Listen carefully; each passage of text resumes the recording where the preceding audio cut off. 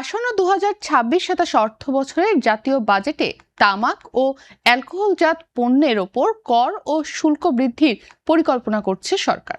স্বাস্থ্য খাতে বিভিন্ন কর ছাড়ের উদ্যোগের পাশাপাশি সিনট্যাক্স বা জনস্বাস্থ্যের জন্য ক্ষতিকর পণ্যের ওপর কর বাড়িয়ে অতিরিক্ত প্রায় ৬,০০০ কোটি টাকা রাজস্ব আদায়ের লক্ষ্য নির্ধারণ করা হয়েছে।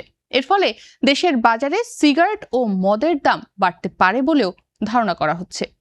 জাতীয় রাজস্ব বোর্ড এনবিআর সূত্রে জানা গেছে, প্রিমিয়াম, উচ্চ মাঝারি ও নিম্ন সব স্তরের সিগারেটের মূল্য স্তরে পরিবর্তন আনার বিষয়টি বিবেচনায় রয়েছে।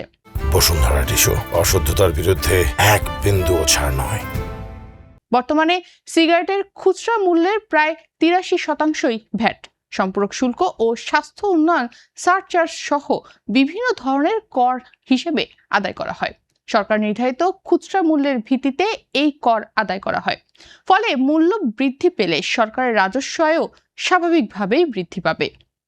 বর্তমানে তামাকজাত পণ্য থেকে ভ্যাট ও সম্পূরক শুল্ক মিলিয়ে সরকারের বার্ষিক রাজস্ব আদায় ৪০,০০০ কোটি টাকারও বেশি।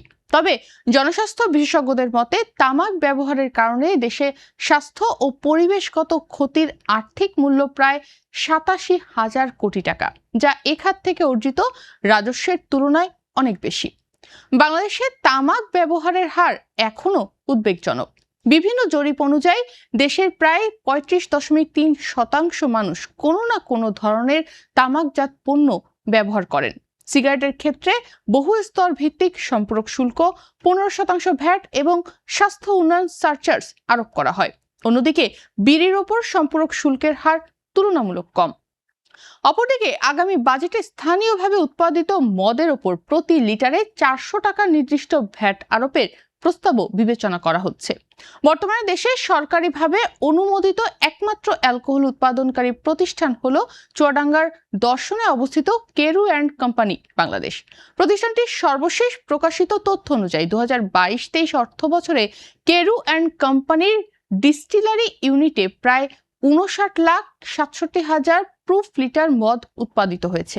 এর মধ্যে প্রায় ১৬,৪২,০০০ লিটার বিলেতি মদ এবং ৩২,৮০,০০০ লিটার বাংলা মদ ছিল।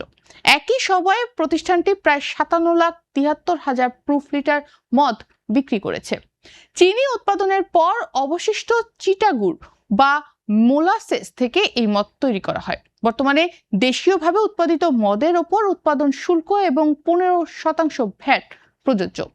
নতুন প্রস্তাব অনুযায়ী প্রতি লিটারে ৪০০ টাকা নির্দিষ্ট ভ্যাট আরোপ করা হলে দেশীয় মদের মূল্য আরও বাড়তে পারে। বাংলাদেশে মদ্যপানের হার তুলনামূলকভাবে কম। বিশ্ব স্বাস্থ্য সংস্থা অর্থাৎ WHO এর তথ্য অনুযায়ী দেশে ১৫ বছর বা তার বেশি বয়সী মানুষের মধ্যে মাত্র ০.৮% মদ পান করেন। যারা নিয়মিত মদ্যপান করেন তারা বছরে গড়ে প্রায় ৯ লিটার নিখাদ অ্যালকোহল গ্রহণ করে থাকেন।